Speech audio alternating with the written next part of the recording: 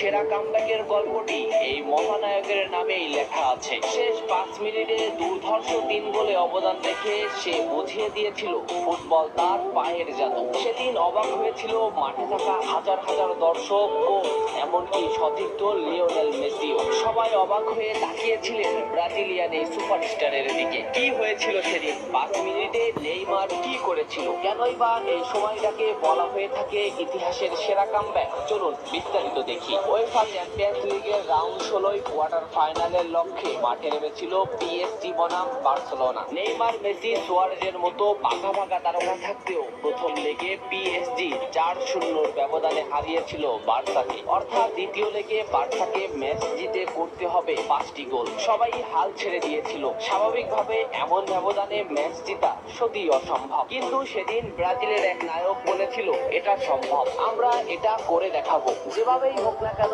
আমরা দলকে ম্যাচ জেতাতে চাই। 2017 সালের 8 মার্চ অনুষ্ঠিত হয় এই ম্যাচের দ্বিতীয় লেগ। ম্যাচের শুরু থেকে ক্ষিপ্ততা আর দক্ষতা দেখাতে শুরু করেন নেইমার। এই ম্যাচে যেন আবির্ভাব হয় কোনো এক নতুন নেইমারের। এই নেইমারকে তো কেউ চেনে না। ম্যাচের 3 মিনিটেই লুইস সুয়ারেজ পেয়ে যায় প্রথম গোলের দেখা। এরপর নেইমারের ক্ষিপ্ততায় একের পর এক আক্রমণ সাজাতে থাকে বার্সা। এদিন যেন নেইমারকে কোনোভাবেই আটকাতে পারছিল না পিএসজি। নেইমারকে আটকাতে একের পর এক ফাউলই বেছে নিয়েছিল তারা। ম্যাচের 40 মিনিটে লেভিনের আত্মঘাতী গোলে বার্সা পায় দ্বিতীয় গোলের দেখা। ম্যাচের 50 মিনিটে ক্ষিপ্ত থাকা নেইমারকে ডি বক্সের ভিতর ফাউল করে ফেলে দেওয়া হয়। এতে বার্সা পেয়ে যায় পেনাল্টি। পেনাল্টিতে গোল করে দলকে এগিয়ে নেন লিওনেল মেসি। তবে যেমনটা ভাবছিলেন এই ম্যাচের গল্প ফুটবল বিধাতা তেমন ভাবে লেখেননি। 62 মিনিটে বার্সার কফিনে শেষ প্যারাটা পুড়ে দেন এডিনসন কাভানি। এতেই স্তব্ধ হয়ে যায় ক্যাম্প নু।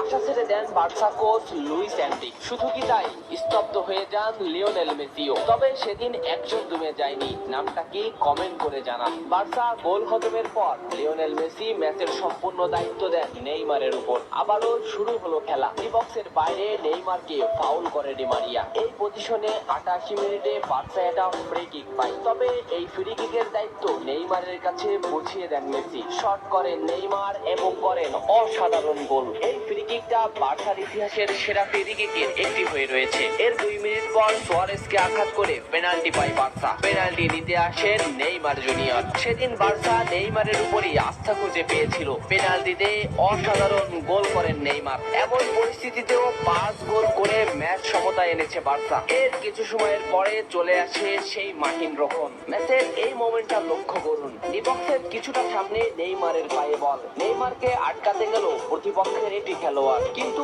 নেইমার শর্ট মোমেন্ট নিয়েও শট না করে বলটি সামনে আগালেন। এই মোমেন্টটা লক্ষ্য করুন। নেইমার একবার গোলের দিকে তাকালেন। এতে সে বুঝে ফেলেছে কোথায় বলটি দিতে হবে। নেইমার শট নিলেন। আপনি সাধারণ চোখে এটাকে একটা শট দেখলেও এটা হলো সেই শট যা লিখেছিল ইতিহাসের সেরা কামব্যাকের অধ্যায়। নেইমার এমন ভাবে শটটি নিয়েছিলেন যাতে রবের্তো শুধু পা লাগিয়ে গোল করেছিলেন। শেষ 5 মিনিটে সেরা 3টি গোলে অবদান রেখে সেদিন ইতিহাসের সেরা কামব্যাকের নায়ক হয়েছিলেন ব্রাজিলিয়ান এই সুপারস্টার। সবাই যেখানে স্তব্ধ হয়ে গিয়েছিল নেইমার সেখান থেকে শুরু করেছিলেন। নেইমার বুঝিয়ে দিয়েছিলেন নিজের দৌড়ত্ব। ইতিহাসের সেরা কামব্যাকটা বার্সা নেইমারকে উৎসর্গ করেছিল। এ ম্যাচে নেইমারের পারফরম্যান্স ছিল আকাশচুম্বী। মাঠ থাকা দর্শকরা শুধু নেইমারের দিকেই তাকিয়েছিলেন। নেইমার এমনই, যখন জ্বলে ওঠে তখন সব পুড়িয়ে দেয়, সব তছনছ করে ফেলে। ইতিহাসের সেরা কামব্যাকের নায়ক সেদিন পিএসজি কে হারিয়ে বার্সার সমর্থকদের মুখে হাসি ফুটিয়েছিলেন। বার্সা ফ্যানরা কি এদিনের কথা ভুলে গেছে? নেইমারকে ভোলা যায় না। নেইমারের এই অবদানের কথা বলতে হলে ফুটবলকেই বলতে হবে। ফুটবল আর নেইমার এমনই, এরা আপনাকে কাঁদাবে, হাসাবে, আবার কখনো কখনো অসম্ভবকে সম্ভব করে দিবে। নেইমার সেদিন অসম্ভবকেই সম্ভব করেছিলেন।